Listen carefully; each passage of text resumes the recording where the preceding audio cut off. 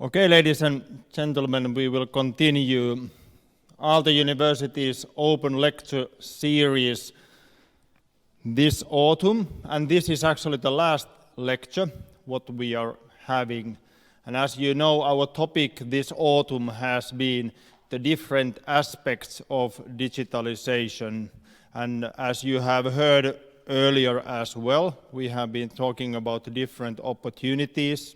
We have been talking about the different threats referring to the digitalization, about the change, what is happening in business, in technology, in our society, and so on and so on. So we all understand that when we are talking about this topic, digitalization, it's a very wide topic, and hopefully we have been able to give you some answers and some aspects of the digitalization.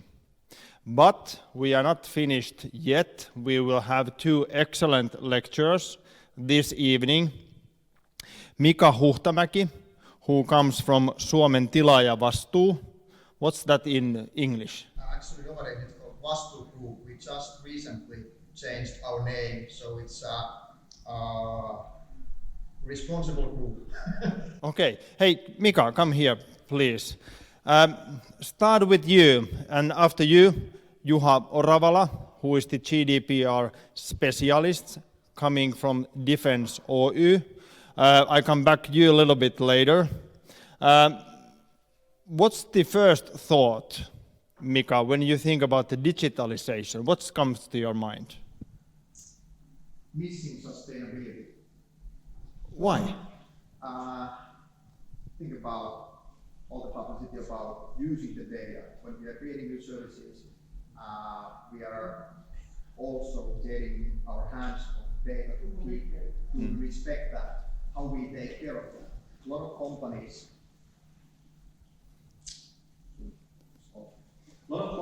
nowadays think about the environment and the impact to the environment, but do they think about the impact to the people and the data, what they're using in their services in the digitalization area? Yes. Okay, very good. Sustainability. So what would you say, Mika? We have not heard your lecture yet, so you can choose freely your words. But what if you would be in this same lecture room after 5 years, so 2024 November, having the same title? Would you think how differ your presentation probably would be? All the successful companies who are somehow managing the data of the people have to have some statements and actual real actions, how they protect that, how they use the data, as they have statements about the impact to the environment. And if they do not have, people start to challenge them that why you do not care. Okay, very good, and welcome to Aalto University. Very nice to have you here, Mika, and please, floor is yours. Thank you. I hope that everyone hears me. I was accidentally actually turning it off instead of turning it on, this microphone. But happy to be here. My name is Mika Huhtamäki. I'm the Deputy CEO of Vastuu Group. I've been building the company with our CEO since 2007. We have about 100,000 customers in Finland, and we are hugely data-oriented. And personally, I believe on sustainable data business, sustainability, and trust. A little bit about my background. I want to combine different areas in the business, not just the technology, not just the business, but the legal and also the public side of it. I would say that the business, legal, tech, society sandwich, which is coming from my data, describes well how we should think about creating services. And we at the Vastuu Group, we think that this is a key part of the thing what we are doing. So the trust, this is not just yet another stock photo. This is me taking care of a friend of mine in the Italian Dolomites last summer. And when we are speaking about privacy or law or technology, we are speaking about tools. And what we believe is that we need more than the tools. We need trust. And what is the trust in this context? If I give you all the tools that I have for climbing in a mountain in the Alpine Dolomites, Do you trust that you can securely go up and come down? The thing is that if you have the right tools, you have to know how to use them. And the people who are dealing with have to trust you that you actually know how to use them. Then we are speaking about true, serious trust. And especially in the digitalization, where the impact of not being so trustful are dangerous and actually can destroy lives of the people, so can misuse of the security equipment in the mountain destroy their lives. So I believe that this kind of way of thinking shows that what we're speaking about, trust is more than using the tools. It's actually having some actions, how to do these things right and using the right tools. Our background comes from the fact that at the Vastu Group, we have to manage a lot of data from people. We have more than 400,000 identities in Finland only. And if I combine that to the identities from Sweden, we have about 1 million identities. We know the companies these people are working with. We know the work sites where they are working. We know actually when they arrive and when they leave the work site. And this all is because there are laws. And the laws requires the main construction company or other parties in the construction site to collect this information and provide it to the tax authority. We help that to happen, but we are in a position where we have to be responsible. So we have 40,000 work sites, more than 40,000, 60,000 companies who have given a proxy to us to collect the data about the company's background so that they can actually fulfill the needs of buyer's obligation law. We have digitalized that, and that is one case example that I'm going to cover today. But they have given a proxy to us to do all the data gathering for that. We have more than 9 million reports that we give for free for the companies who need to follow the buyer's obligation law. So we actually deliver the data for free, and this is also related to the businesses and the business models. And then we have more than 360,000 active Valtti cards. There is a digital identity behind those, and more than 500,000 printed already. So those are tied into the identities on the field. And then more than 90 ecosystem partners are using that data. So we are in the eye of the storm of GDPR. And this is why we believe on this thing what I'm going to tell you today. A background of the company comes from the association world. I'm not going to cover that more deeply, but it gives us a good connectivity to the government and authorities and so on, which enabled us to build that and make it happen. So, when we get to the digitalization and creating new digital services, this is a challenging task to cover the legal and business and the ethical sides of it and the technology sides of it. But I always want to start from the driving forces, what are actually making this happen. And the growth of the amount of the data is a one key thing that goes on. And the numbers are so huge that I cannot even actually imagine what those means. But the relationship of this light blue ball to this bigger light blue ball shows the fact that in 2015, all the data what we had was about 8.5 exabytes. But in 2020, we have almost 15,000 exabytes of data in the net. So this shows where we are going. And this shows why the privacy matters. We actually don't know that what kind of the data there is about us. And this trend is going to continue. Other trend, what we have identified in our business, even in Finland when we have been creating it, is this fragmentation. The data of us is fragmented over different parties, not just to the public side, not just to the Facebook, but to the companies, to the associations, to a lot of places. And this fragmentation slows the development of digitalization and services, but at the same time, it will protect us. Because it's a better idea to have fragmented world and accept it than having a one huge data storage where all the data about us is in one central place. But this is a thing that goes on and we cannot stop it. I believe that the fragmentation grows and the speed of the fragmentation goes at the same time with the amount of the data. on the need side, at the same time, AI, automation, machine learning, all that needs the data. And if we are speaking about helping ourselves with the robots or automated systems, we need to provide data for them as a food to learn about us, to help us more about our health, about our habits, and so on. So to make to get all the benefits of the AI, we actually need to do something for enabling the data as a food for the AI and machine learning. Then comes the moral side of it, purpose, cooperation and trust. We are speaking about different kind of stakeholders who are acting on the field. People as an owners of the individual data or as people who represent juridical persons or companies. Then organizations who are actually managing vast amount of the data and making decisions around the data. Then there are governments and regulators who make things happen or stop things from happening. So the trust needs to be built between all these parties. And we need to create this sustainable data economy to make this happen. We already know that what has happened with Facebook or Cambridge Analytics and stuff like that, we need a new kind of a thinking to make a more sustainable growth base for digital services. Now, if I take this picture, this shows and positions my data.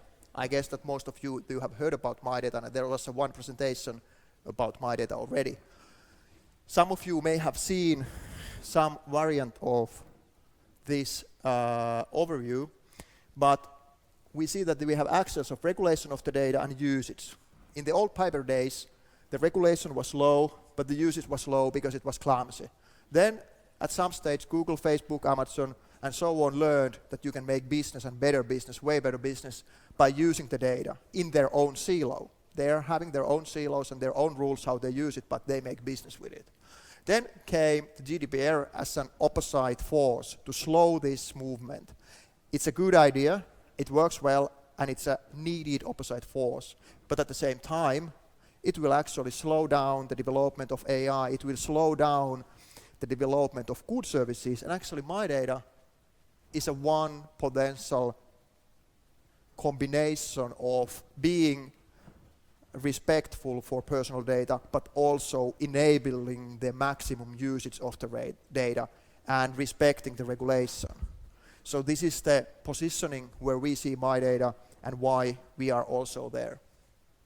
And this is happening all the time.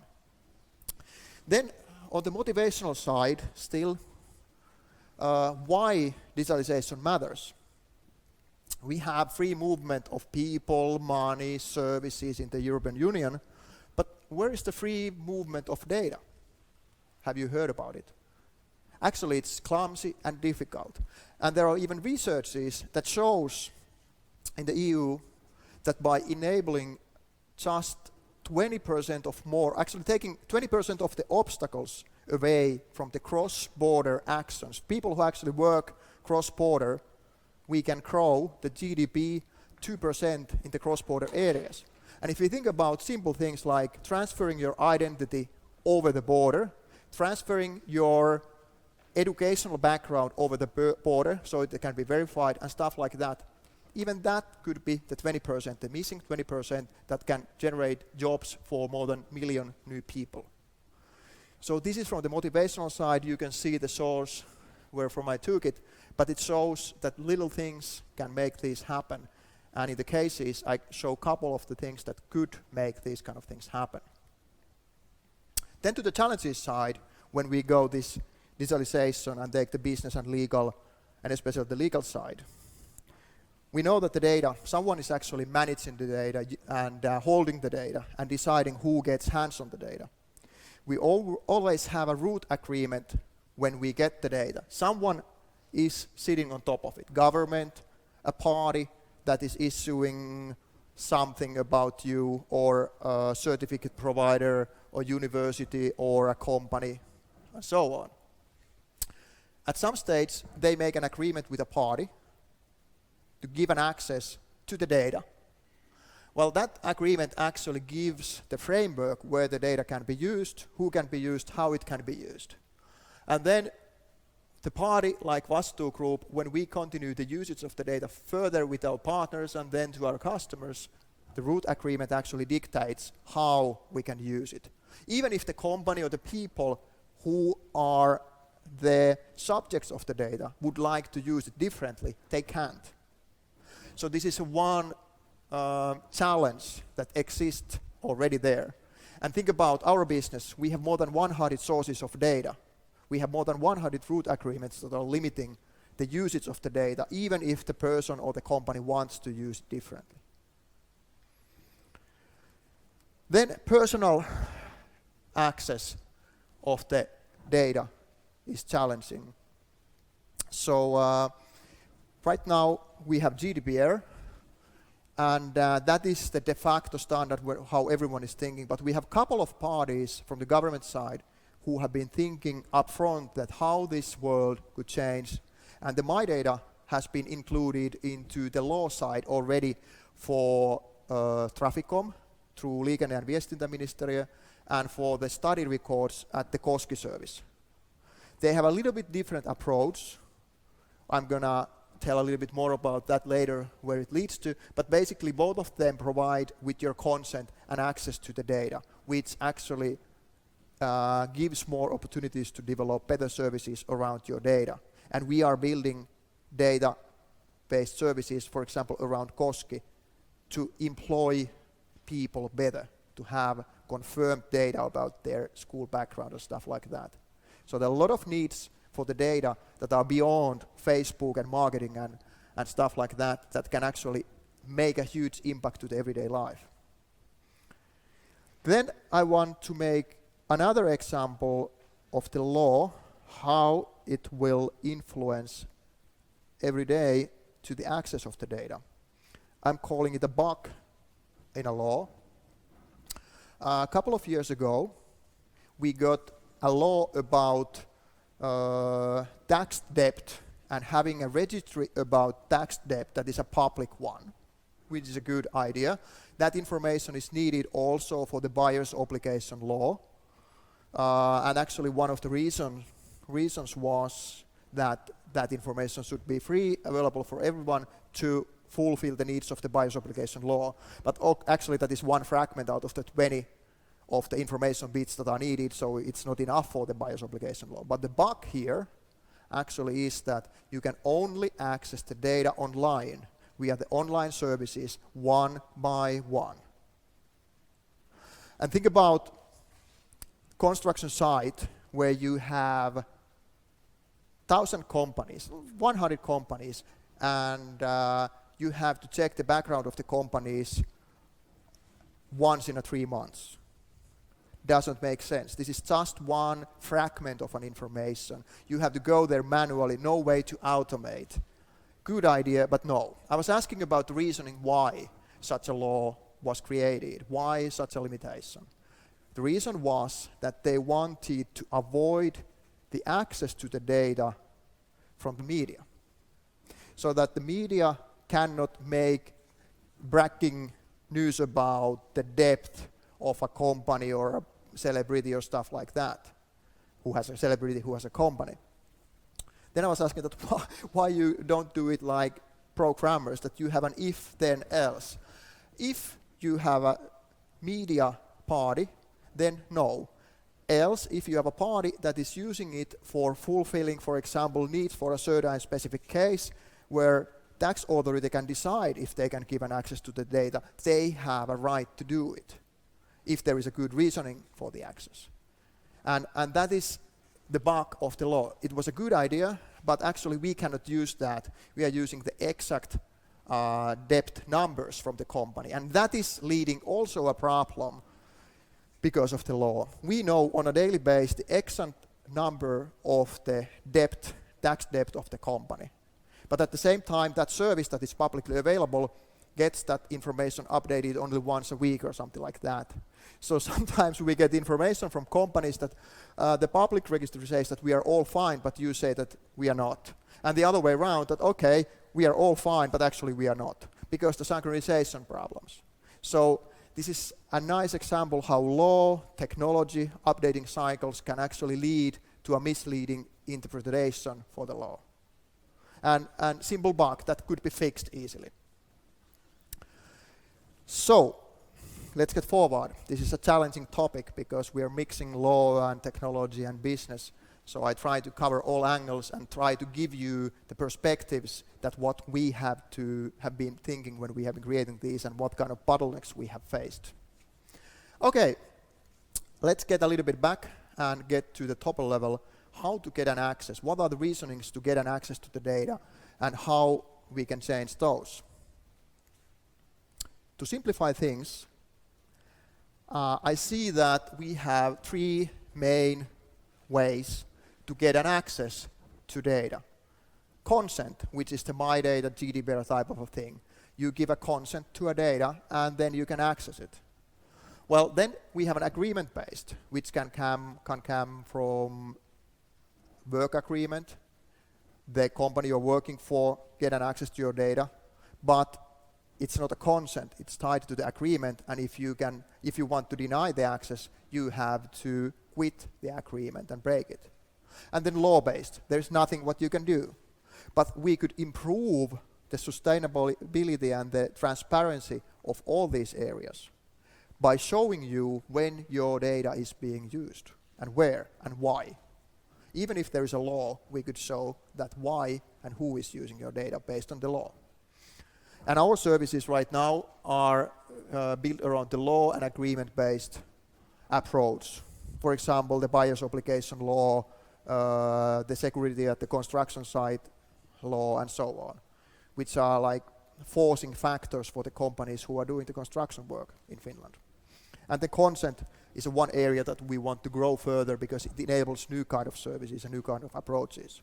So what this means, consent is always deniable. I have seen many people to mix that with the agreement-based, where people make an agreement and that's it. But you have to remember, when we are speaking about consent, people will have a free will to say yes or no any day and change their mind. Agreement is a limited right to deny. So basically, once you have the work agreement, then data flows, and once you quit the job, the flow stops, but there is a tail for accessing your data for a certain amount of time. And then the law-based processing, there's nothing what we can do. But for that, even, we could add some transparency. And people who would like to read the details, this presentation was a compression of these Article 6 statements about accessing the data. Now when we get to the privacy, I think that the my data is the key here for the human-centric approach. And I want to dive a little bit deeper to the area of consents. Consent is not just like agreement that yes, you have an access to a data, but actually it states clearly that what is the purpose you are using the data for, why, what. Then you also have to know that what data is being used. You have right to give, deny, or revoke the consent. So basically, the consent is always this triangle. Someone is asking the data usage, a specific set of data for a certain purpose from certain person. And we have mapped in our my data operator approach this into a single pseudonym kind of approach where we have a consent token that can represent this consent, that can actually represent the person in certain context. What this can change? In the earlier slide, I was showing that what is the problem right now, that we have this root agreement and then chains of agreements built on top of that. And the person was just sitting on the side and watching and wondering that what is going on. We could change this into human-based approach where the person can give the consent to each and every party in the chain, and the purpose of using the data may vary. And this is important. Now we are not in the lock of the root agreement anymore, but we can actually use the data what we have collected to follow, for example, the safety regulations in the construction site. We can use the same data to actually get you a job, which is not automatically possible right now. Because we know that what are your certificates, we know that you have worked with these companies and these sites, and if you give a consent, we can use that to get you a new job if needed. So consent makes that happen, but right now we are in the prison of these agreements that tell that this data can be only used for certain purposes. And this same thing applies to many of these areas, health and other areas. And think about, for example, when you are a customer of one dentist and you go to the other one. Can you get all the information about you to the other one? No. And to enable that kind of data movement would actually enable better service for you. Actually, real life event. Friend of mine is a football player from Vastu Group. He got a football against his face and got some problems to his jaw and teeth. He had to went to the emergency dentist, but the dentist didn't know that actually he needs the all the drugs, a little bit more drugs than normal user to get the operation done. So they had to cancel and reserve a new time because half an hour wasn't enough, because they didn't know up front that there is such a thing in his case. So these kind of small things are actually the real thing where the My Data can affect. For example, City of Helsinki, they buy the services for kids from HIFK and other athlete organizations, but they cannot provide the contact information of the parents to the organizations, so that the organizations can tell that if something happens or if they cancel or change the exercise time and stuff like that. So these are silly things that are actually happening all the time, where this personal My Data and consent could help a lot. And cities, by the way, are natural places of huge amount of personal data that could help our lives a lot. About fragmentation, separate consent services or consents as a service. Think about every single data fragment that exists about you. Think about if every one of them makes an own consent service. And now you are an innovative service creator and you want to create the best digital assistant for the people.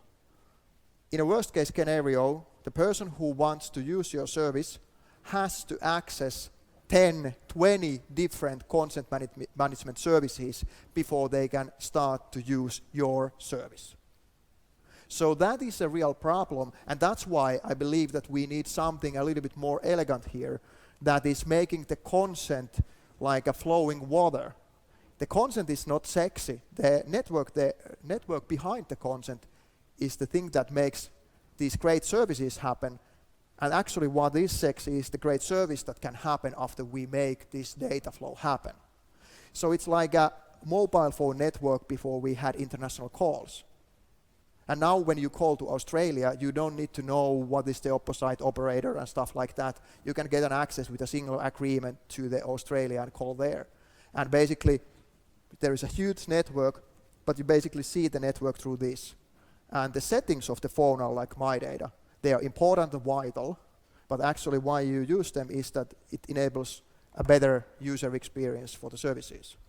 So My Data, in that case, and the My Data approach we have, is this kind of operator approach where we see that there are several operators that could connect the parties together, that could manage the consents in a centralized but in a distributed network. And this actually leads to other important thing, which is that we believe in the fragmentation, but we also believe on pseudonymization. And what actually happens is that we have this identity service layer, which are the identity providers like Tupas or Google and Facebook and so on. Then we will create a new layer, which is the consent operator, that identifies the people, identifies all the data providing parties, identifies all the data consuming parties, and identifies the people who can give the consent, but doesn't manage the data, doesn't store the data. Actually, the data is being handled in the data transfer layer, where the data providers and the consumers, which are the great services, are acting. And if you think about medical data, for example, the laws related to the medical data are here, and the consents related to accessing the data are here. And actually, in the medical research, what we have done, one case that I'm going to show you today is the Oravala medical research case. We created it so that on this data layer, they don't know the identities of the people, but they can combine the data from multiple sources. And at the same time, we don't know about the data, but we know the identity chain. We know all the identities you have, the identifiers like this, the keychain that I have. We make this happen. And then we provide a pseudonym and consents around that. So this is the approach that we believe is being needed in the future when you are creating better services, more user-focused services in the world of growing amount of data and digitalization. Next one is a little bit deep dive kind of an approach to my data. I don't know if you have heard about data flows or claims, but the new angle what we want to provide is that let's say that we have a constant access to information about your driver's license, and this is actually real life case with us. So Traficom provides real data about the driver's license and if that is valid or not. That is a data flow. We know every day if your driver's license is valid or not. And we also know if there are some professional skills or actually additional skills related to you so that you can actually drive a truck with a poison load and stuff like that. And actually an accident happened 2 weeks ago at Ring 1 where a huge truck collapsed and then the driver didn't have these qualifications in place. Because actually they are manually checking the plastic cards nowadays. So the flow is, in my data world, like an access to your data, like a heartbeat or this driver's license information that flows there as long the consent is valid. And you don't need to be an acting party in the process of checking your data. This claim, on the other hand, changes this approach completely. Here, your data is being stored at the data provider or at the data consumer at the service side, but you, as a person, can be your own data storage. Basically, that means that the party that is issuing data about you is a simple thing. They are signing it, and we are using blockchain and stuff like that behind the scenes. But basically, you get a bit of data that you are holding in your phone, and when you are acting party in the process of using the data, showing it at the store or using an internet service with it, then you can show that it's a real data, and the party who issued it doesn't know that it's being used. It's like when I'm showing you my driver's license, Traficom doesn't know that I'm showing it, and you can see that it's a real one if you come close and check it. So this is same thing but in a digital world. And this is one thing that actually will change a lot of the integration approaches in the upcoming services. You don't need any more APIs in all the cases. You just need a trust network and an agreed structure for the data. And you need to decide that who are the issuing parties, who do you trust. And once you trust to the party and you get the data from the person, you know that fine, this is okay. Like when you go to the pharmacy, instead of going to Kanta registry in Finland, you could have your receipt in your phone. And you carry it like a paper one, but in a digital world. Okay, so to make this happen, on the technology and business side, we need to have certain building blocks in place. And this is how we see the world. We have a lot of applications, and this is where the great innovation happens. But to make this next level of innovation happen, where we need legal and we need people and we need tech and human-centric approach, we need a certain back-end services. Identity operator is one, and SysOID is one of these identity providers and models that we have been pushing. This is one case that we are going to cover today. My data operator is one that is combining the identity operators and the identities you have. Then we have data operators, who are the parties who collect, aggregate, analyze, harmonize whatever needs to be done for the data, and they distribute it.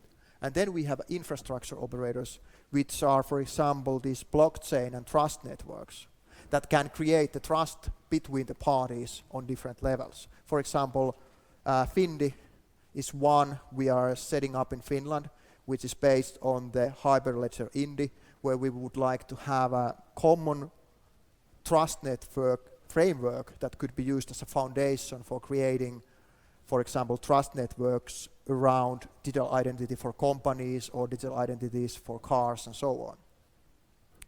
So this is the stack, how we see it. And for the data business side, what needs to happen and what has been happening already is that we started with this approach of internal data. This has been there a long time already. Then we started to open it and created open data and gave a limited access. And sharing data from point to point is kind of the way how it now goes, but it's not harmonized. And we believe that in the future, we are going more and more towards this idea where we have data blocks as a product, data products, which are already harmonized and aggregated. For example, in our platform of trust project, which is own company under Vastu Group, we are building an aggregator and harmonization platform for built environment. So basically all the information that these buildings collect about this event, the carbon dioxide, the temperature, the light, the voice, all that, it's not harmonized. It's difficult and expensive to develop services around it, but what platform of trust makes is a layer of harmonization and data linking on top of it so that you can make the great services that are using this information to measure the usage level or other stuff. So this is the future, how we see that on the data aggregation level is going on already actually, but this is the way where we are heading to. So now we are getting to the real case examples where I can show you that what we have actually done and how this applies into real business. So case luotettava kumppani, one of our services, the founding services started 2009. It's based on the law where the buyer has to check the legal obligations of the provider if the provider is working under their command. And basically they have to check the pension insurances, tax payment, insurances, business bans, trades registry information, all kind of stuff. And then they have to analyze that, okay, can I buy from this company or not? This is a quote from the law and shows in principle that what it takes to follow it, and you can go to Finlex and read the actual law. What we created was a service that actually digitalizes the collecting of the information, analyzing the information based on the law, and distributing the data for free for all the parties who buy. Business-wise, for free sounds silly. Why? Well, the reason was that we saw that a lot of companies who buy from other companies a lot, and they are in trouble if they have to pay from each and every service. We believe on this kind of Netflix models, even in the B2B world, where there is a subscription or something other clever. What we learned was that these companies who are actually the biggest buyers are our salespeople. Once we provide this information for free for everyone, they are actually the ones who promote and tell to their providers that please join to that service. Because then after that, the information is freely usable in all their systems. So how we created it, we create a proxy agreement, an agreement that says that we provide this service if you pay 150 euros a year, and a proxy that says that we have a right to get the secret information about you from the tax authority and pension insurance companies and so on. And we collect, this is just showing an overview what kind of data we collect, tax authority and other parties. We combine the data and we distill a package out of it with the interpretation. And that can be automated. And so basically, before that, companies spent easily, like YIT and other big companies, more than 100 months a year just for scanning the documents. Just for scanning. Now, basically, all that is gone. Boring job anyway. Instead of that, their systems will get the machine-readable version, and they will automatically follow what is going on. They update the reports on a daily basis. And if something goes wrong, then they focus on that. They are not focusing on the cases which are going right. And for the companies who are there, they don't need to provide the papers anymore. They just sign the proxy agreement, and all the data is available for everyone as a PDF or as a machine-readable format. So this is one example how law, how data can be productized into this kind of new model. And this is an old example because we started this already 10 years ago. But in reality, we have more than 60,000 companies who are using it, and more than 9 million reports are being used and downloaded from us every year, and it's still growing. And we have Swedes also there, the Swedes who are working in Finland, Estonians and others. So we are combining data from other countries as well, which is challenging and a completely other topic in the digitalization, and where the free movement of the data inside of in EU is definitely needed. So this is what happens. Basically, all the companies now who are providing their services to this buying company, they are trustworthy companies, luotettava kumppani companies, and that's it. The buying company gets the data, and this is human-readable version of it. This is the cover page. If you want to see one representation of our data, you can go to www.checkit.com or Maaseudun Tulevaisuus, who is also using our company search engine. You can see that what we are doing with all the data, what we have about all the companies, and how we compress the data for the trust for the company, luotettava kumppani, in that service. So www.checkit.com, like zebra, check it. So it's a free service where you can check the data of every single company in Finland, and we show also the cover page of these companies who have given the proxy to us. So we want to let them being seen widely. Okay. Now I'm taking a case that is not ours, but showing what is the value of a trust network and what is the ecosystem of a trust. So first of all, I don't know how many of you are familiar with the blockchain outside of Bitcoins. I guess the Bitcoin is a familiar thing, but how many of you knows these kind of trust networks and how blockchain can be used there? Well, idea is that we have parties, let's say banks, who have customers that they trust. The banks decide to have a common rule book that what is a representation of a trusted customer, and they decide to issue identities for those trusted customers by using the blockchain and DIDs, distributable identifiers. And they have a legal agreement that ties them together with the common rules, and they have a technology where they can share the trusted identities. Now, if the member A is, and the customer of the bank, who is the member A, is working with the customer from the member B bank, they can actually trust to each other online. And this actually, what it enables is a trade between the Finnish restaurant, and the Spanish wine cellar. There is no need to have other parties than the bank in Spain or Italy and the customer who is in that bank and gets the identity to this network, and the Finnish restaurant who has access, for example, to Nordea and is a trusted party. They can make a trade online, and basically they can get even an insurance to the trade online.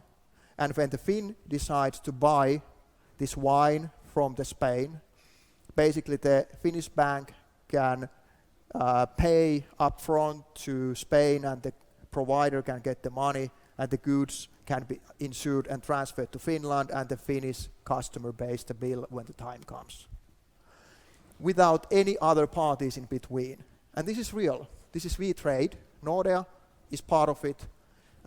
There were 9 founding banks in it 2018, and now it's in production, and I believe that there's more than 20 banks now in it.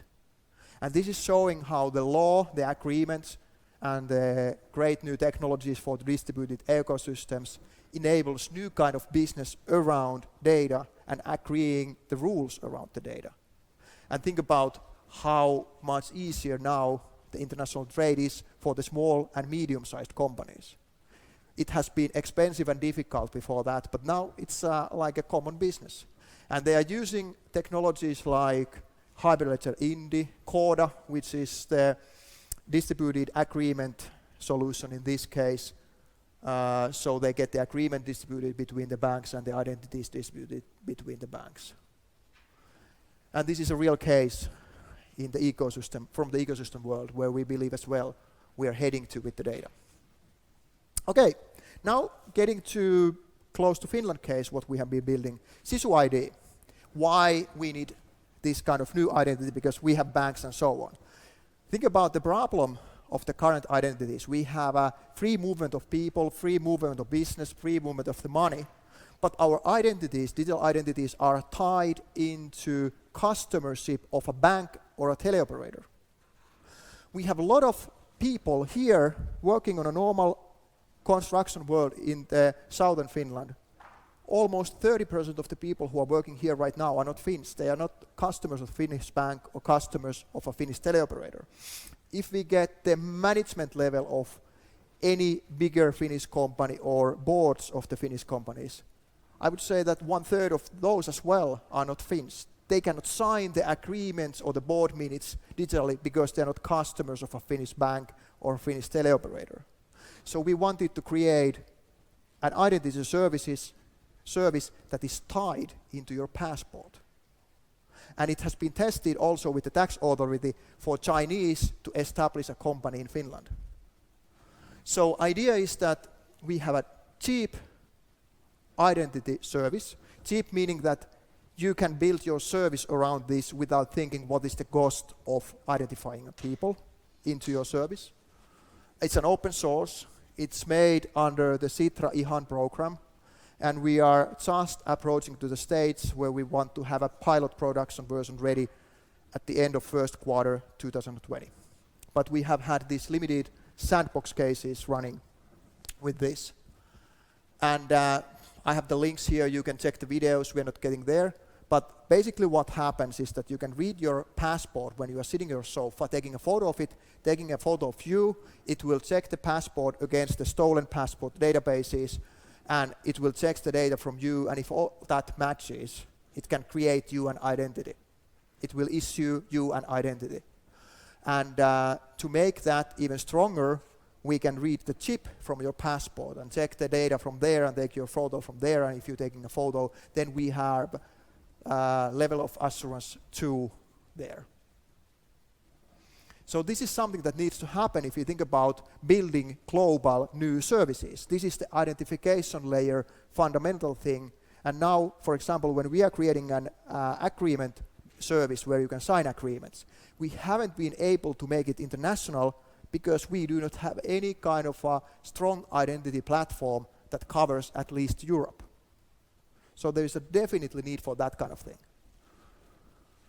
And these are the cases we have been testing with Finnair and Finavia, traveling in Finland without passport just by using your mobile and Sisu ID and then tax authority, the China desk, how to establish a company in Finland from China by having a SISU ID and so on.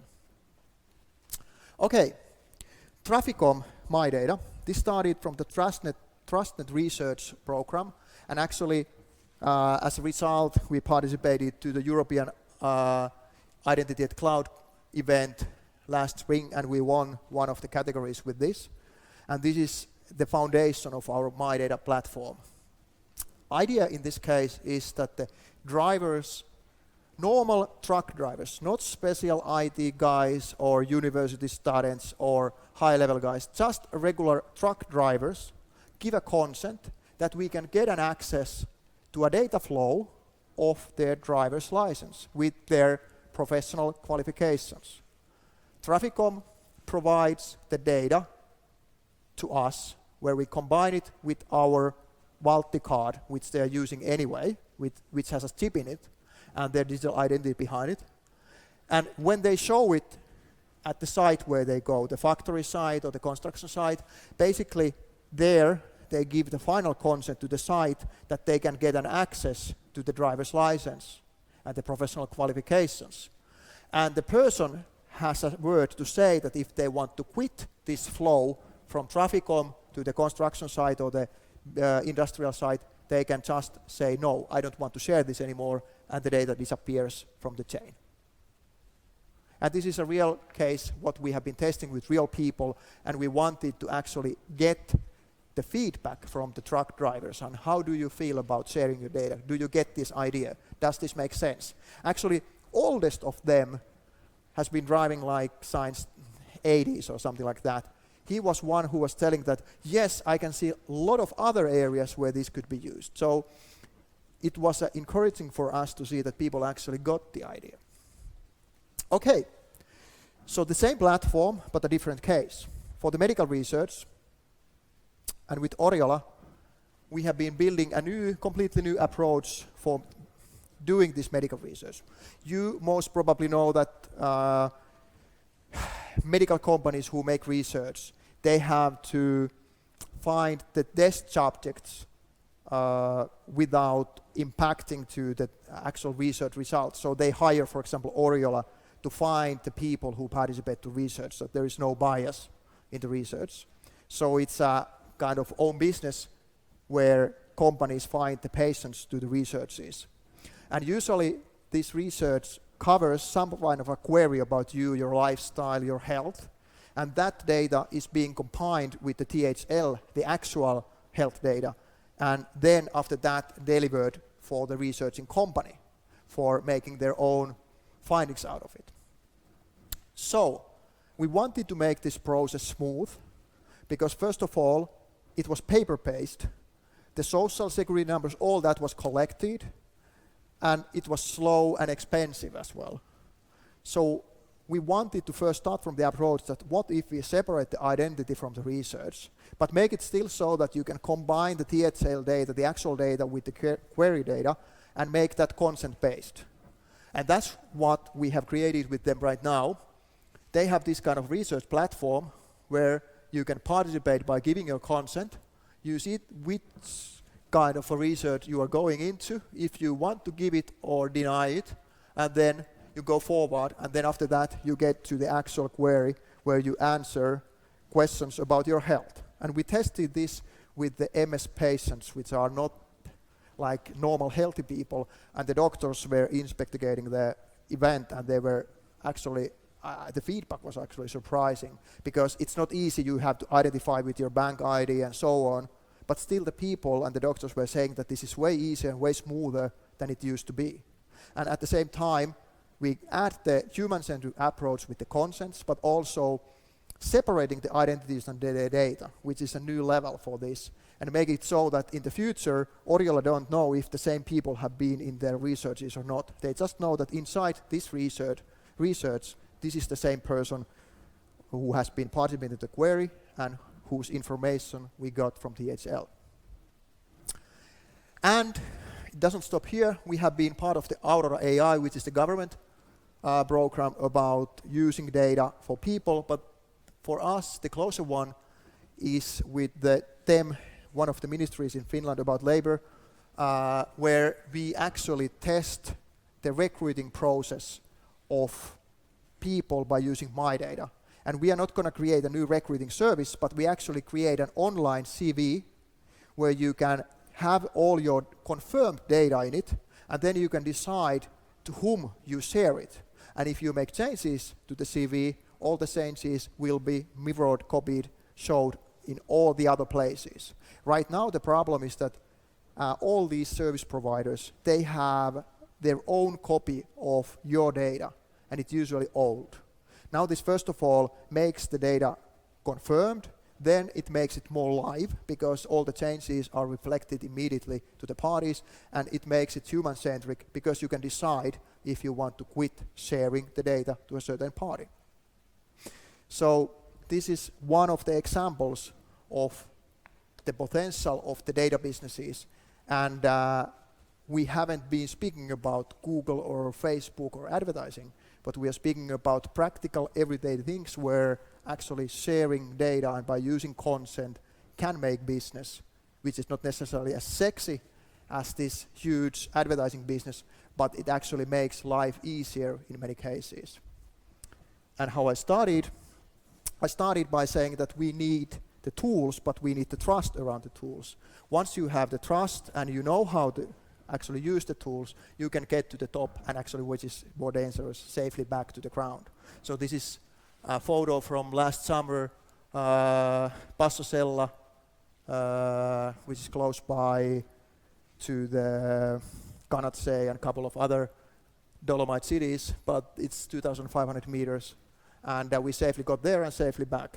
And this is showing that people who were climbing with me, they actually gave the trust. And this is the key of all the things what we are doing in the digital business. Sustainable digital business is about trust. Thank you.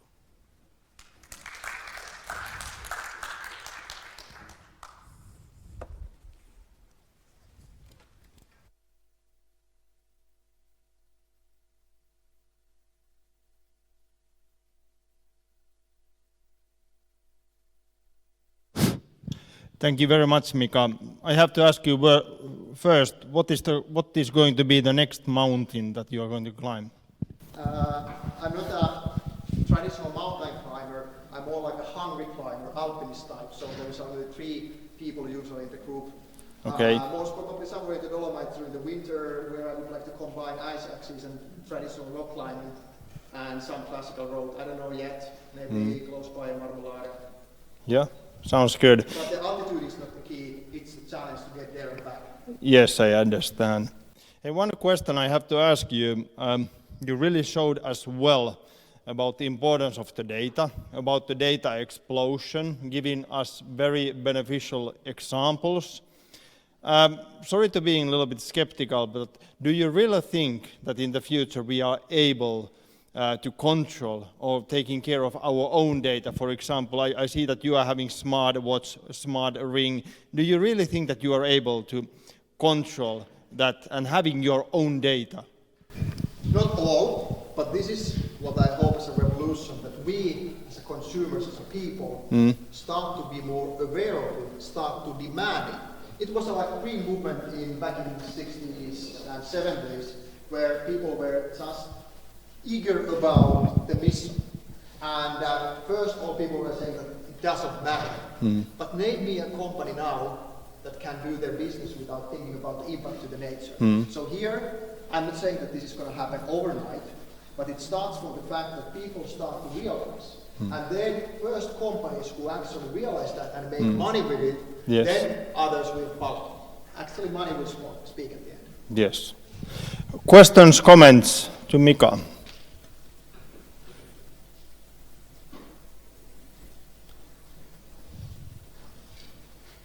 Silence.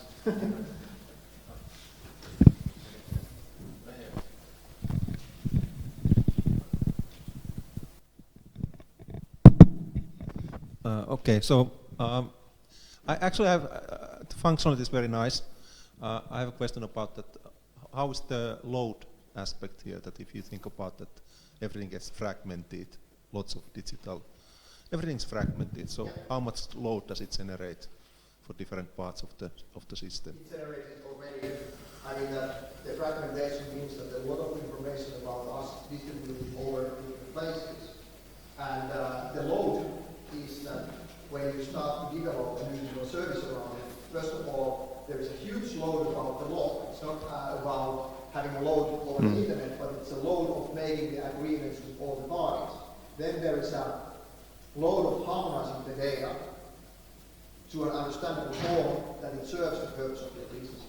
And then load of managing the service and the agreements in the long run. So that's where I see the load is. I don't know if I was answering the way you expected. Well, that is the reality. If you think about that you have, like we have more than 100 sources, the load from the law and making the agreements is huge. I agree, but I still think also about this.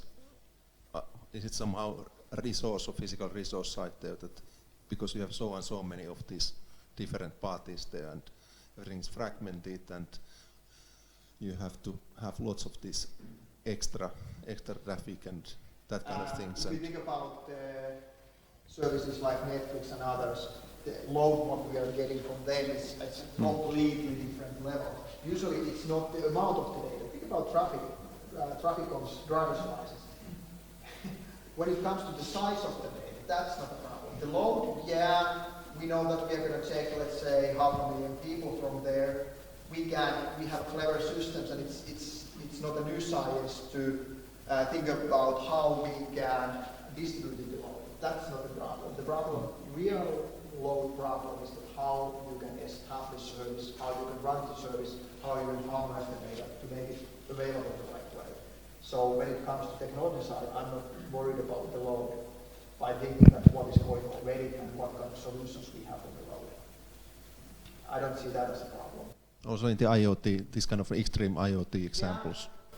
Yeah. I know what you mean, for example, these buildings and cars and so on. At the end, do you need all the data from all the cars? Or do you need actually some kind of aggregated data product package that you use? So that's where I believe that the data aggregators and the data productization companies who can collect the data from Volvo and from Tesla and from other parties and make some kind of package you can buy for your service. I think that, and like we are already doing in the platform to transport built environment, I believe that that is going to solve the problem in the right way. Because at the end, you don't want to make agreements with every single device, IoT device manufacturer, and so on. You want to have some kind of aggregate in between, and that will solve partially the long problem as well. Okay, good. Thank you very much, Mika. I think we have to go forward. Thank you for your lecture.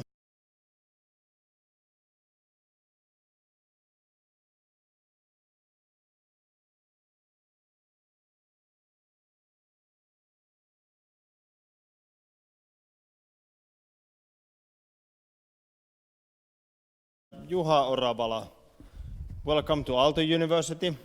Thank you. You will be actually the final lecturer in this lecture series this autumn. How does that feel? It feels good, because I must be the prime presenter, because I'm the last one.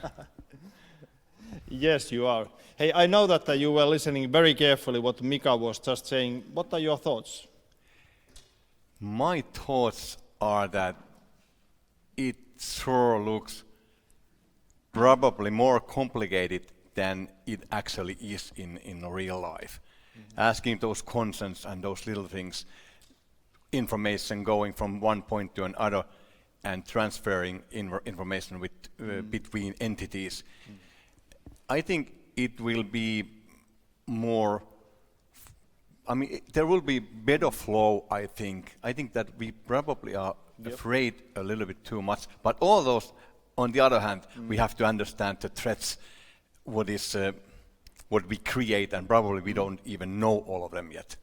Absolutely. Hey, one more question before I leave the floor to you. It has been said many times during this autumn in this lecture series that one of the challenges is that legislation is always behind the development of the technology. And you are talking about GDPR. legislation or GDPR already behind the development of the technology? I would say that GDPR is even ahead of technology. Hey, good. Because it has shown that in practice it can create like impossible situations that you could handle them by GDPR. So let's see how it's going to be in practice. It's a new law, and there will be some changes, I believe, as always. Welcome to Aalto University, and please, Juha. Thank you. Good evening, everybody.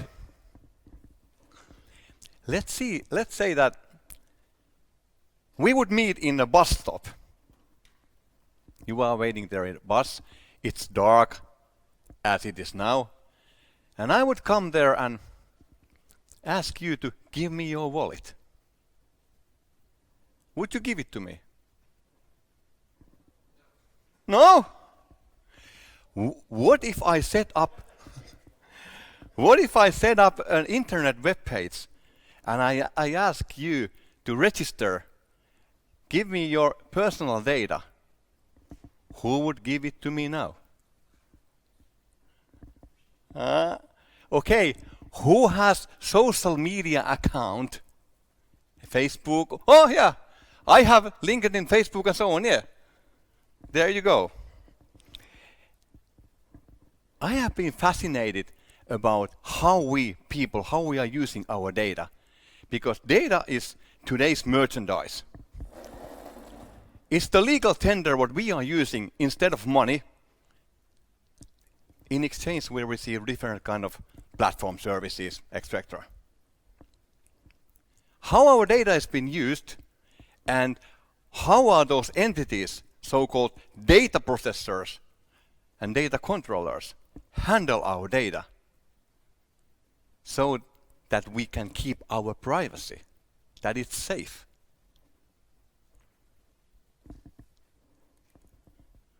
After my speech, you will know and understand the protection principles of personal data. That's the goal number 1.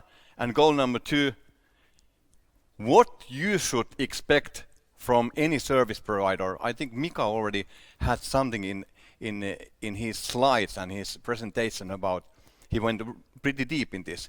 But what we, as a data subject, what we should expect from anybody who is controlling and processing our data, which is our money. First, couple of words about myself.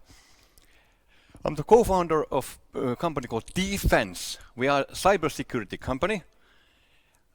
We have done cybersecurity services now almost 2 decades.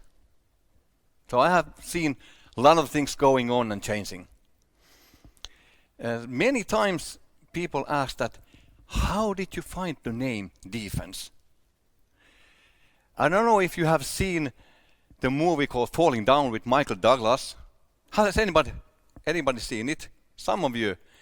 There the main character, he had a car and the register plate, I don't know how it shows, it says Defense. We modified it a little bit and that's how Defense was born. Actually, December 2000. Well, we have done cybersecurity services, and after that, we made this easy GDPR. We have done GDPR like last, let's say, 2 almost 3 years. Our service Easy GDPR, we were in quality innovation contest, and we were the award finalist, and we lost to Genelec. But since it's Genelec, I can accept it. Why this privacy thing is, why privacy matters, why this is so important? It's a bit rough example, but just last week we got the result of the research of My Safety, that in Finland, only in Finland, happens 138,000 identity thefts a year. That's quite a lot. It's been rising all the time. I can't remember the exact statistics from 2017, but this 138,000 means 15 per hour, 24/7, which means every 4 minutes somebody's identity is stolen in Finland. It's been said that ID is stolen more often than a bike, and if it's every 4 minutes, it means that I really can believe it, because otherwise there would be no bikes outside. I think they would be all gone to somebody somewhere on the other side of the world probably. And this all comes, the privacy and digitalization comes to trust. Who do we trust? And I stated here that trust is the most valuable asset of any organization. Why? Because if there is no trust, it's very hard to build up customerships. And if the trust is gone, the existing clients, they go away, they open the door and say bye-bye. So the trust is the most valuable asset of any organization. To protect this trust, to create the trust, about a decade ago, early in the beginning of this decade, in European Union level, they started to build up regulation. And it came out in 2016, and with 2 years, like cooling off period, it was valid in May 2018, called GDPR. It has two main goals. One is to protect people's privacy, and to guarantee the free circulation of data inside the European Union area. Well, if we look at this a little bit more closely, one, to protect people's privacy and guarantee the free flow of data, it's a bit controversial situation. Which means that it will be challenging. I definitely believe it will be challenging. We have seen already situations where it's like impossible to follow the GDPR, or the user experience will be torn away. I confront this subject today from 3 different angles. I call it GDPR Trinity. From the data subject protection point of view, data controller point of view, and data processor point of view. And we all may be all of these at the same time. We are all data subjects. We used to be citizens. If they would refilm the Citizen Kane, it would be probably data subject Kane. I don't know who will be playing the main role, but we are all data subjects. We may be data controllers at the same time, and data processors. Depends of the relationship, and it all comes to this to the Trinity and the relationships. So that when we understand this, it's much easier to comply with the requirements. Then that's all what is it about. There are requirements, the law. In order that you could comply, you have to understand what you are doing. Before we go further, let's check out what is personal data. I have had conversations in Finland with entrepreneurs who say that we don't have any personal data. I am there. Fascinating. Tell me more. What is your business? You don't send invoices. You don't have clients. Do you use email for messaging? Yes. Interesting. Personal data is everything. Any information that makes the data subject recognizable. Any information that makes me, you, every one of you recognizable. That is personal data. There are some examples. Yes, IP number is personal data. Car register number is personal data, if it's your car. But let's say that in many cases it is. It is your car, so it's personal data. And one of the biggest mislead in Finnish companies is that they don't understand what is personal data. Yes, we all, if we are entrepreneurs or in business, we are processing data. That's it. We have data registers. Even we wouldn't want it. Even we wouldn't have any clients to send any invoices. We probably use email. And email address is personal data. Simple as that. There are some data protection principles. Let's check it out a little bit. From data subject point of view, whenever somebody is gathering information, our data, it has to be gathered for special purpose. And if I am a data controller and I collect your data because I want to sell you these little bags, and you give me consent, yes, I'm interested of your black little bags, I can't use that information to sell you, let's say, I'm not touching the most, let's say the mics. Yet, something like this happen all the time. Yeah, we give the information, we give your personal data to somebody, our partner companies, who will sell you a little bit this, a little bit that, toothpaste, holiday, whatever. Definitely no.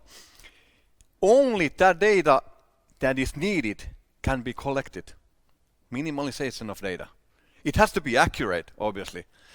One big change was the storage limitation. I think that's one of the cornerstones. I have seen, I don't know, quite young people here, but who has seen a matrix printer? Hands up. Am I the only one? There's a couple of one who admits that I've seen. I have seen matrix printer. It means that there's a paper and there are like holes on side of the paper, and it's like endless line of paper which is like in this kind of form. I was in one company and they had customer register. It was a pail of this thick, 3,800 something personal data. And it was like 30 years old. I think it was way over the best before date, that one. I don't know, many of the clients probably would not, they probably were not alive anymore, they were gone. That's their register. Obviously, our personal data have to and should be handled with great confidentiality and security. Let's look at this. Let's twist the triangle a little bit. And let's look at it from the data controller point of view. Data controller is the one person or company who determines the means and the purposes and means of the data. Purposes and means, and you are data controller. You can't transfer this responsibility with an agreement to anybody else. That's in a law. So the data controller is defined with those two things, two issues. And why it is important? Because the data controller is responsible of the processing of that data. Our data, if we are their clients. They have to be liable and accountable. This accountability means that data controllers, they have to do documentation. Quite a lot documentation. It's like bookkeeping. You have to do it. It has to be on time. It has to be accountable. And that's it. No excuses. Before a data controller controller can process any data. They have to define the legal basis of processing that data. This is something that I see privacy policy documents. I don't know, probably that is a document that you are most familiar to privacy policy document. In many companies' web pages you can find one. There is always a lot of information, but many times what is missing is the legal basis of processing data.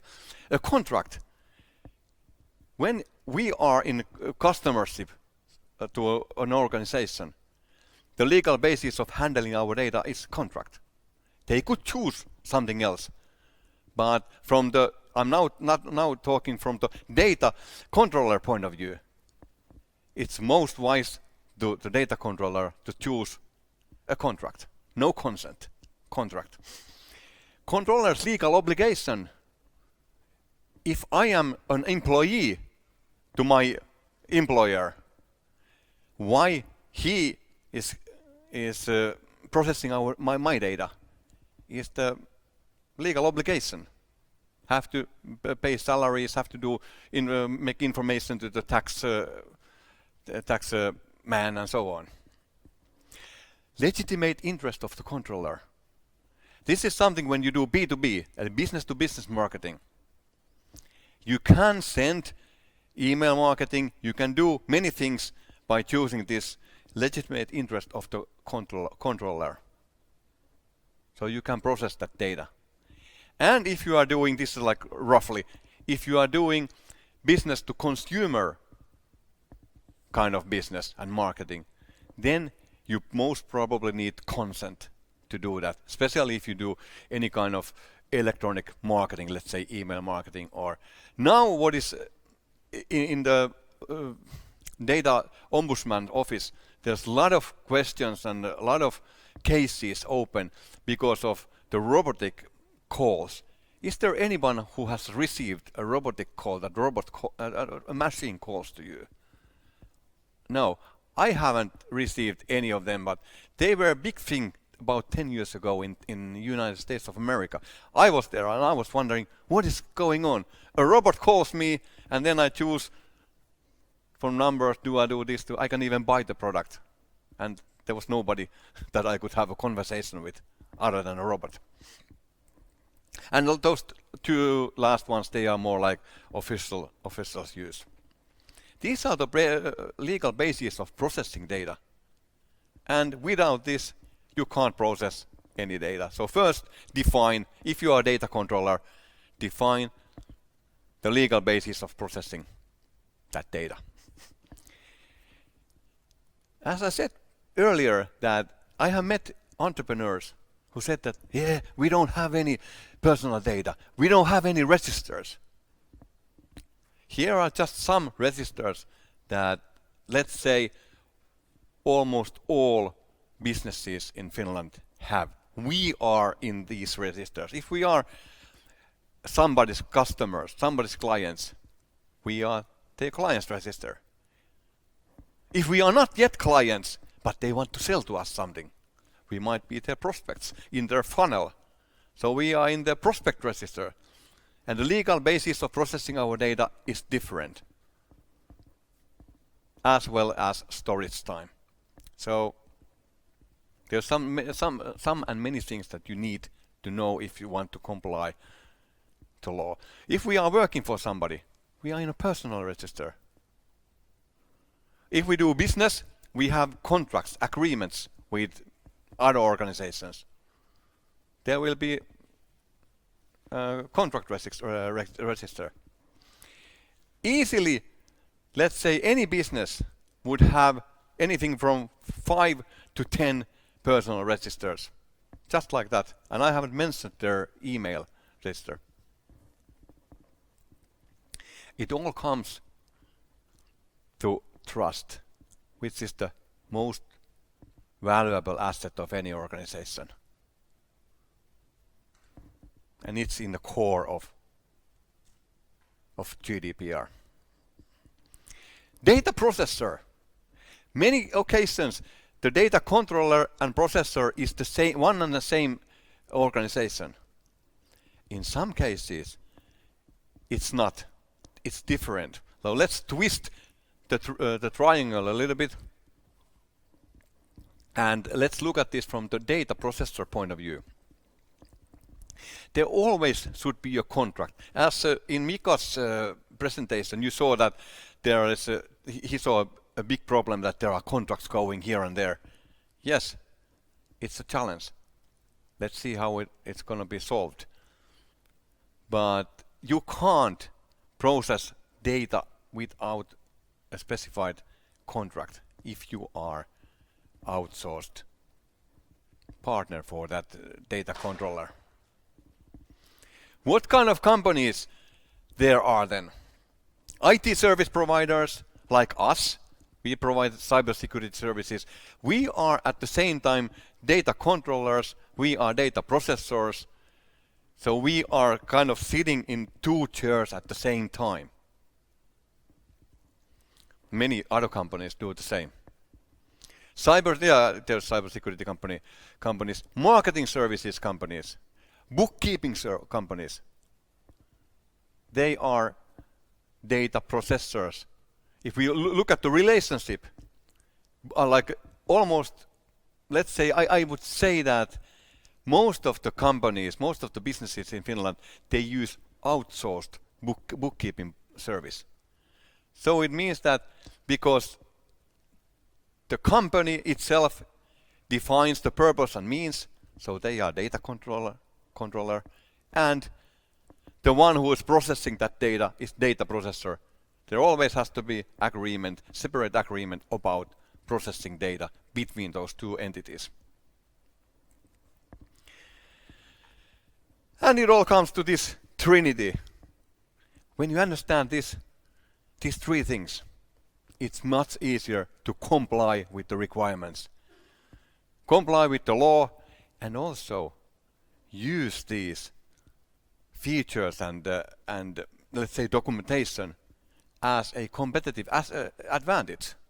Because the one who can shout out loud that, hey, I am GDPR compliant in this market situation what we are now, really differ. You can really differ from others with this.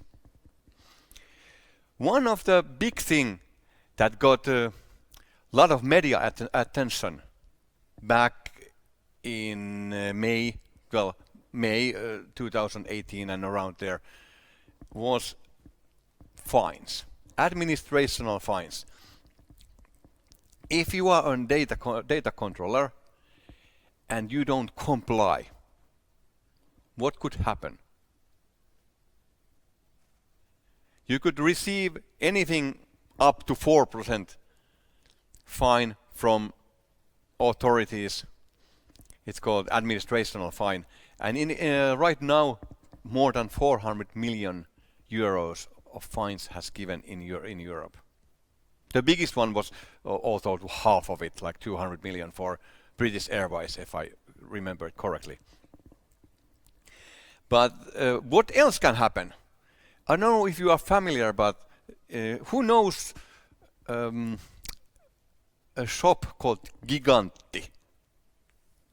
You know, most of the Gigantti had the data breach recently. I think it was like within last 2 weeks.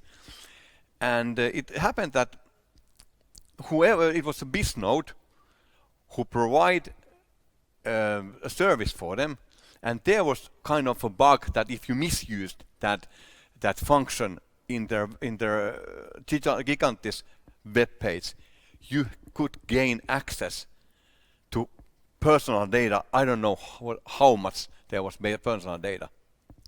Now it is under investigation. But what happened? Gigantti said to Bisnode, thank you and goodbye. So it's not only the fines why you have to comply, why you have to follow the rules and be aware of everything. It's all about business. I think the business is more important here than afraid of fines. Because you only get fined probably that if you do something really, really badly wrong. And it all comes to trust. Trust, it's a building block of confidence, customership, growth. All these features, they need trust or it won't happen. For reflection, let's ask ourselves. I think these are the questions that we should all ask from ourselves.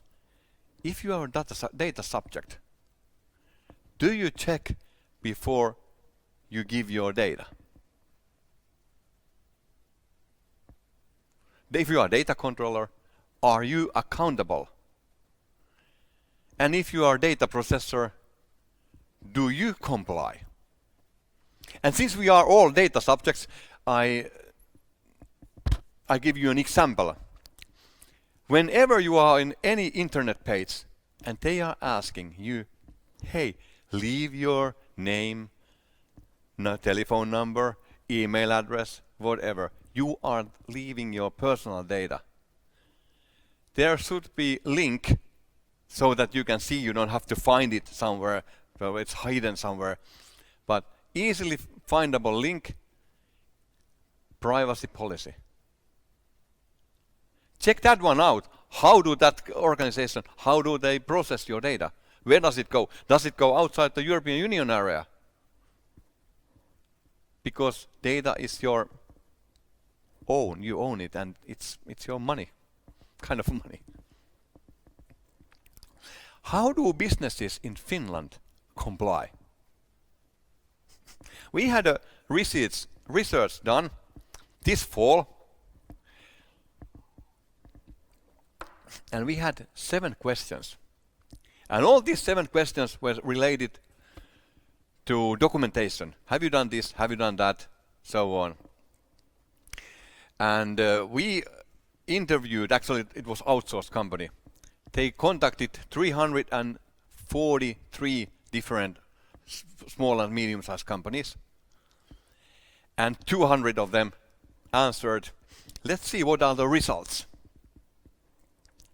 First, record of processing activities. This is let's say, this is the groundstone of GDPR in any organization. Everybody has to do one. It's a big picture. It paints the big picture of how the data is handled in your organization. Quite good. 59% of the companies said that, yeah, we have done it. Privacy policy document, I mentioned to you earlier that this is probably the most common for you because you can see them widely in companies' internet pages. 60% of the small and medium-sized companies out of 200 said that yes, we have done it. Data flow descriptions. This is, we go a little bit deeper. Only 24% of the companies said that we have done it. And the data flow description is actually, it's in-house document, but it's a core of the documentation what is needed. It answers to many of the requirements of the law. It means that where did you get the data? What is the legal basis of processing the data? Who is processing it? Why it is processed? Where it is processed? When it's processed? How it is secured? And when the data will be terminated. That's the data flow. And all the registers what the companies have should have register-based data flow descriptions. Then a couple of other stuff. Registers mapped in order to make data flow descriptions, you first have to map the registers what you have. Almost all of them said, yes, we have done it. Because it has to be ongoing, you need to have some kind of system. I had one client who said that, yes, my system is that I use post-it stickers. I said, yeah, that's perfectly okay, but how does it look after 5 years? It can be a little bit confusing after that. But yeah, little over half said that, half of the companies said that, yeah, we have control system. Agreements. I told you before, in a triangle, the data controller, the data processor, and the relationship between them. Have you done agreements of processing of the data? Yeah, half of the companies said yes, a little over half. And in order to any organization comply with the requirements, is that you have to first know what you are doing that you can comply. So almost, 51% said, yeah, we have done GDPR training. What about yes to all 7 questions? And these are all the companies should do these requirement documents, what I've just stated here. Yes to all, 12%, which is not that high. It could be better. We have around 300,000 companies in Finland. It means that vast majority of the companies doesn't comply as they should. Okay, the law is new and we are coming slowly, but we are getting there. I don't know what it would be very interesting to see comparison between different European countries. I think Finland, we are pretty good in this, and we only have 12%. And it all comes to trust, which is the most valuable asset of any organization. Is data the oil of the 21st century? 20 years ago, the biggest companies in the world, the biggest businesses, they were more or less oil companies. Somehow related to oil. Now if we look at the biggest companies, Apple, Google, Microsoft, Amazon, most of them are data-based companies. So data, as in Mika's presentation, we saw the huge, data explosion. So it is happening right now. We are living very special time in history. The transformation between real world and digital world it has been there all the time. It's hard to say nowadays that which one is digital, which one is real world, because it's like kind of combined from many fields. It's like, I call it's like marriage. It's united and it's getting deeper and deeper all the time. It's present, it's involved in our work. What do we do for our work? Digitalization is there. Our hobbies. I play tennis. So even what you need for tennis, you need the ball, racket, shorts, t-shirt and shoes. That's it? No. I have this band in my hand and there's a little device and I have this app in my phone and they are connected so that I can know that how many forehands I have, how many backhands I hit, what is the top spin, what is the speed of the racket, how many serves I have done and speed of the ball and that kind of stuff. So digitalization is there regardless what we are doing. Also the threats are increasing and evolving.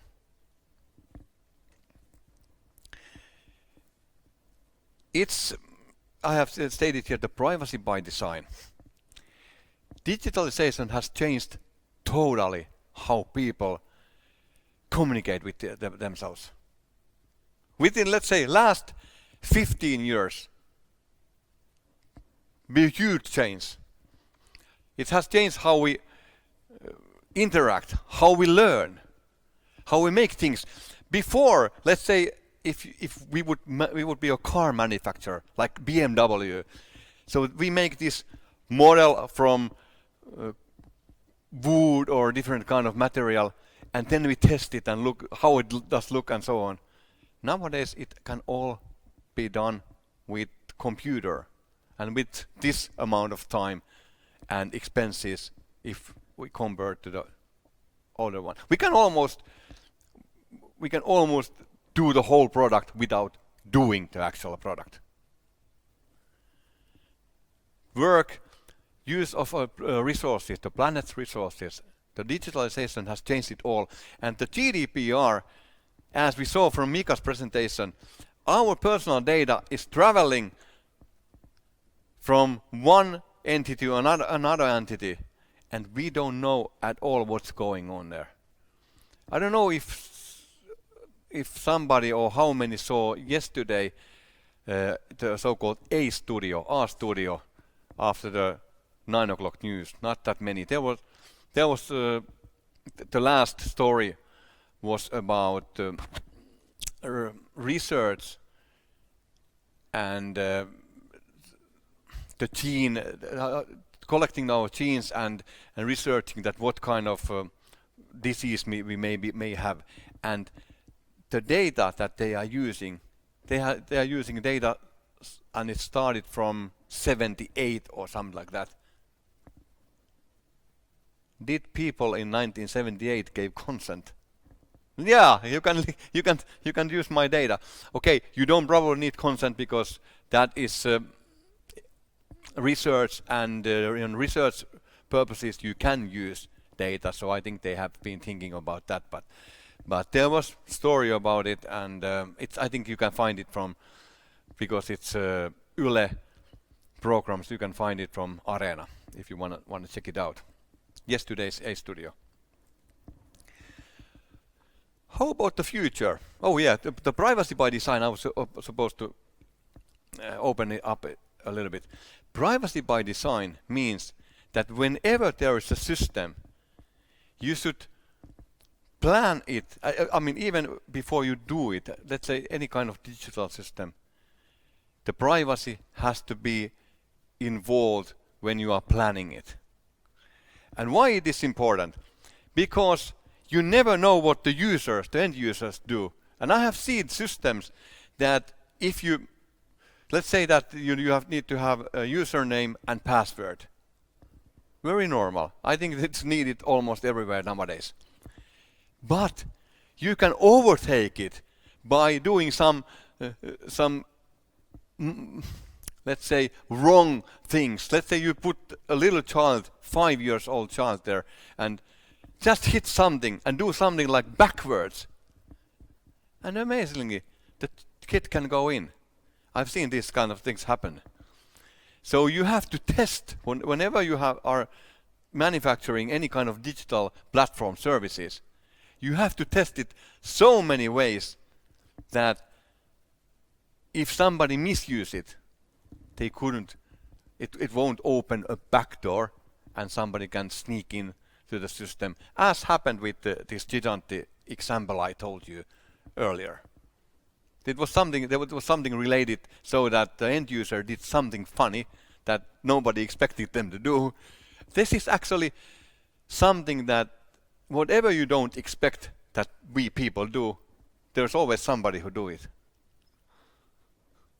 And it opened up a back door and all the information was there available. And that led to a situation where Giganti said, thank you for your services, we are not going to go on with you anymore. I don't know how much that business was worth for Bisnode, but definitely has to be some kind of meaning. Giganti is a big company. What about the future? The privacy and the future. I have read there's a lot of stuff going on around 5G. 5G makes possible huge amount of data from, let's say, from one end to another end, and compared to 4G, they will be traveling. It makes possible so many different things that we in our wildest dreams we are not we can't define what they are, what kind of services there will be, and what kind of challenges it will create. Or artificial intelligence. Right now, there is discussions about artificial intelligence, so that artificial intelligence is processing data from different sources and uniting them and creating some kind of result, decision.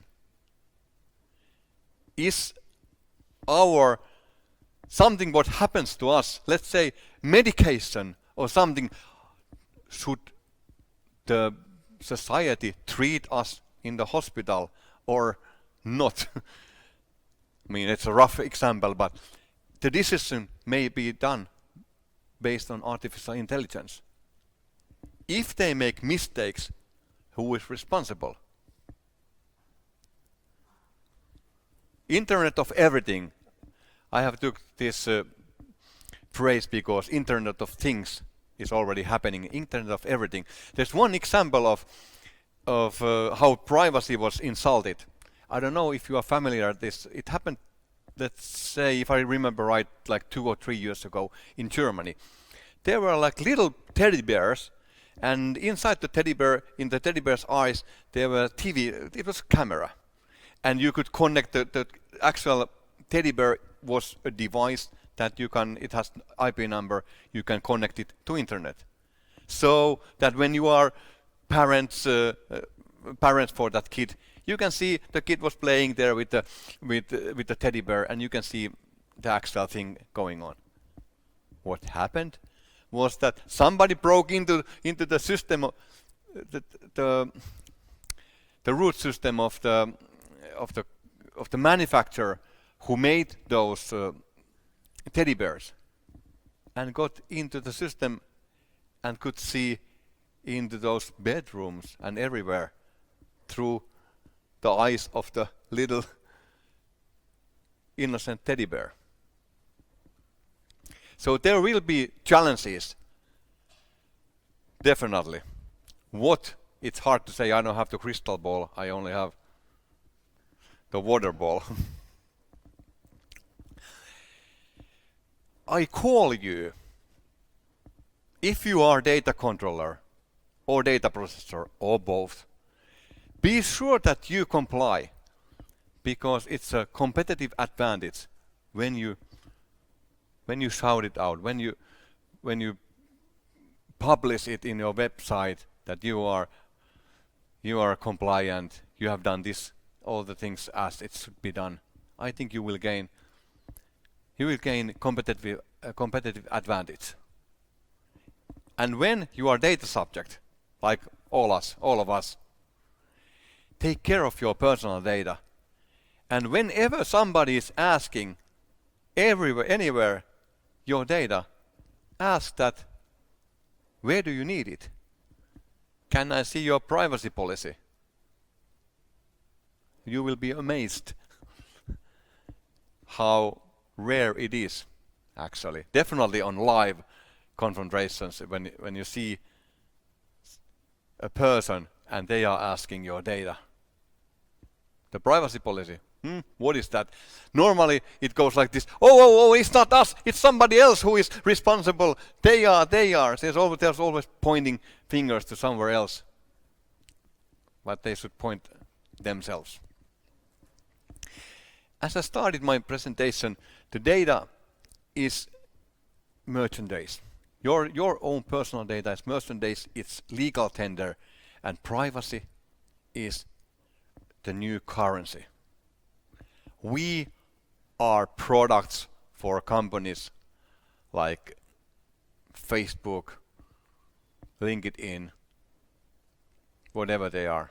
because they direct marketing us through the data what they have about us, personal data and about our consuming habits, so on, and they compile the data from different sources for our benefit, as they say. We have seen the other results also, and it all comes to privacy, which is trust, the most valuable asset of any organization. Thank you.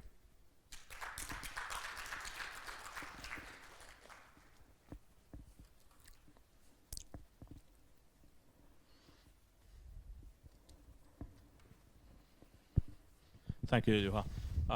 The floor is now open for questions.